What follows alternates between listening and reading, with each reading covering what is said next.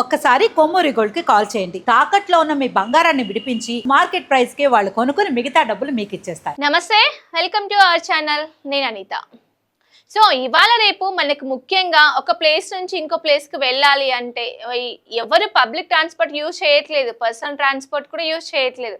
క్యాబ్లో అయితే సెక్యూర్గా ఉంటాము, మనం అనుకున్న ప్లేస్కి రీచ్ అవ్వచ్చు అని చెప్పేసి ఓలా, ర్యాపిడో, ఊబర్ లాంటి వెహికల్స్ మనం బుక్ చేసుకుంటాం. అయితే అసలు ఏంటి దీని గురించి మాట్లాడుకుంటున్నాం అనుకుంటున్నారా? నిజం చెప్పాలి అంటే శంషాబాద్ ఎయిర్పోర్ట్కి రెగ్యులర్గా ఇండిగో ఎంప్లాయ్ అయినటువంటి ఒక అమ్మాయి క్యాబ్లో వెళ్తోంది. రోజులాగానే ఈ రోజు మార్నింగ్ 6 o'clock కూడా ఎయిర్ ఇండియా ఎంప్లాయ్ సిబ్బంది అయినటువంటి ఆ అమ్మాయి ర్యాపిడో క్యాబ్ బుక్ చేసుకుంది.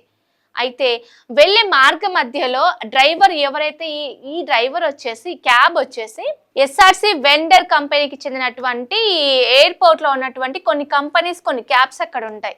అదే క్యాబ్ ఒక 2-3 సార్లు కూడా తనని కూడా పికప్ చేసుకోవడం జరిగిందంట. అదే నేపథ్యంలో ఈ రోజు మార్నింగ్ కూడా తను పికప్ చేసుకొని వెళ్ళే రూట్లో మేడం ఇక్కడైతే కొంచెం ట్రాఫిక్ ఉంటుంది, సో మనం ఈ రూట్లో వెళ్దాము, తొందరగా మీరు అనుకున్న డెస్టినేషన్కి రీచ్ అవ్వచ్చు మనం అని చెప్పేసి ఆమెను కన్విన్స్ చేసి, అంటే అలోన్ ప్లేస్కి, అంటే ఎవరు నిశ్శబ్దంగా ఉన్న ప్లేస్కి, ఎవరు తిరగని ప్లేస్కి ఆమెను తీసుకెళ్ళడం జరిగింది.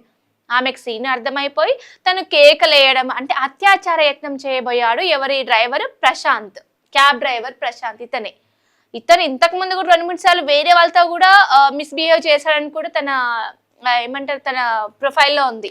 సో అలాంటి వాళ్ళు మళ్ళీ ఎందుకు ఆ వెండర్ కంపెనీ యొక్క ఎందుకు రన్ చేస్తుందో తెలియట్లేదు. తనతో కంటిన్యూషన్ క్యాబ్ డ్రైవర్గా. సో కట్ చేస్తే ఏంటి అంటే తను ఆ నిర్మానుష ప్లేస్కు తీసుకెళ్లి అత్యాచార ప్రయత్నం చేశాడు. ఆమె కేకలు, అరుపులు అలా చేయడం వల్ల మొత్తానికి వాడు నిందితుడు ఎవడైతే ఉన్నాడో తను పారిపోవడం జరిగింది. ఆమె ఇమ్మీడియట్గా శంషాబాద్ ఎయిర్పోర్ట్కి వెళ్ళి అక్కడ ఉన్నటువంటి పోలీసు వాళ్ళకు జరిగిన విషయం చెప్పడం వల్ల వాళ్ళు కేసు నమోదు చేసుకొని, అంటే సమీప పోలీస్ స్టేషన్లో కేసు నమోదు చేసి నిందితుడిని పట్టుకోవడానికి, అంటే తను పరారీలో ఉన్నారు, ఎంక్వైరీ స్టార్ట్ చేశారు.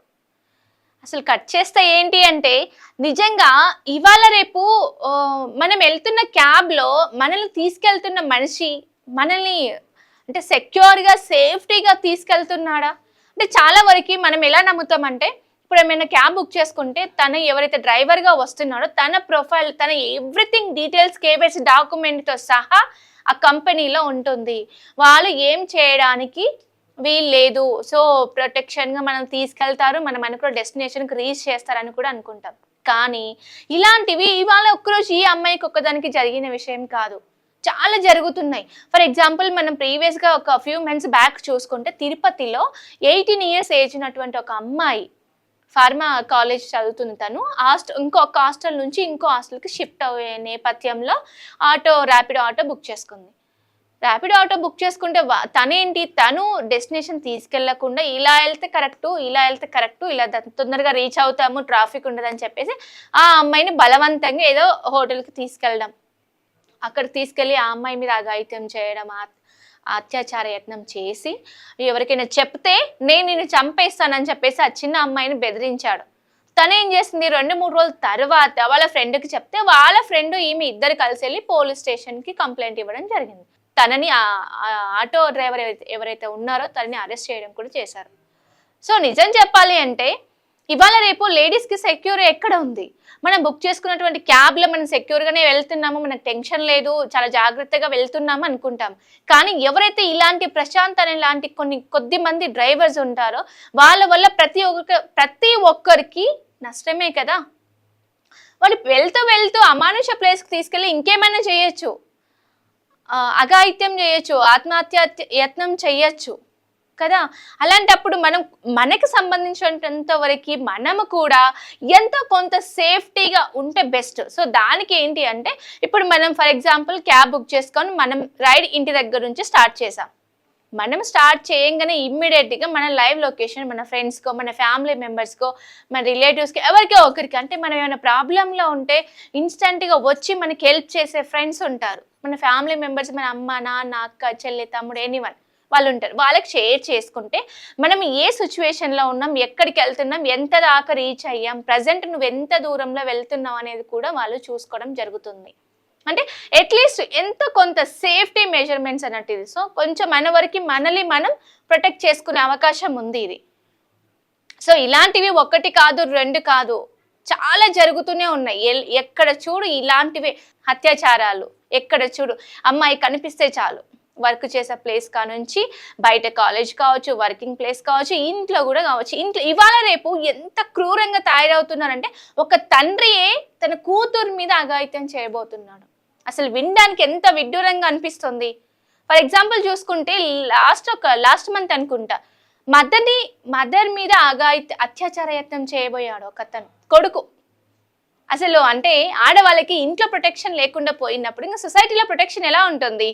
సో దీని గురించి మన గవర్నమెంట్ కూడా ఏమైనా స్కీమ్ తీసుకురావాలి అంటే ఏదో కొంచెం అంటే కొన్ని స్కీమ్స్ తీసుకొచ్చి ఇంప్లిమెంట్ చేయాలి అని మనం అనుకుంటే, సో ప్రీవియస్గా చూసుకుంటే లేడీస్కి ఏమైనా క్యాబ్ బుక్ చేసుకుంటే లైక్ ర్యాపిడో బైక్ అలాంటివి బుక్ చేసుకుంటే లేడీస్ బుక్ చేసుకున్నప్పుడు లేడీస్ రైడే వస్తుంది. అది మనం లాస్ట్ టైం కూడా మాట్లాడుకున్నాము. 3 months వాళ్ళే ట్రైనింగ్ ఇచ్చి జాబ్ కూడా వాళ్ళే ప్లేస్మెంట్స్ కూడా మన గవర్నమెంట్ తీసుకురావడం జరుగుతుంది. సో ఇలాంటివి వస్తే కనుక ఎంత కొంతవరకు లేడీస్కి సేఫ్టీ అని చెప్పుకోవచ్చు. సో ఏంటి అంటే ముఖ్యంగా ఇలాంటివి నెక్స్ట్ జరగకుండా ఉండాలి అంటే సేఫ్టీ మెజర్స్ మనం కూడా మనకు తోచినంత వరకు లైవ్ లొకేషన్ షేర్ చేయడము, లేకపోతే సో అండ్ సో ప్లేస్లో వెళ్తున్నా అని చెప్పడము, వేరే వాళ్ళకి మన వాళ్ళకి కాల్ చేసి మాట్లాడుకోవడం. సో ఇలా చేస్తే బెస్ట్ ఉంటుంది. అంతేగాని తనకి నచ్చిన ప్లేస్లో వెళ్ళాలి, అటు వెళ్తే ట్రాఫిక్ ఉంటుంది, ఇటు వెళ్తే షార్ట్ కట్ అవుతుంది అని చెప్తే ఎవరిని మాటలు నమ్మకండి. అలా వెళ్ళాల్సిన అవసరం లేదు, మేము రెగ్యులర్గా ఇదే రూట్లో వెళ్తాము, నువ్వు మెయిన్ రోడ్ మీ నుంచి వెళ్ళు. అవసరమైతే 10 minutes కాకపోతే ½ hour లేట్ అవ్వని, ట్రాఫిక్ ఉన్నా పర్లేదు, కానీ పబ్లిక్ వెళ్ళే ప్లేస్లోనే వెళ్ళండి అని తనకి కూడా చెప్పండి మీరు. ఎందుకంటే కొద్ది మంది మంచి వాళ్ళు ఉంటారు, కొద్ది మంది నెగిటివ్స్ ఉంటారు. పాజిటివ్ ఎంత ఉంటుందో నెగిటివ్ కూడా అలానే ఉంటుంది. సో మనం మ్యాక్సిమం పాజిటివ్ వేలో వెళ్ళడానికి ట్రై చేయాలి.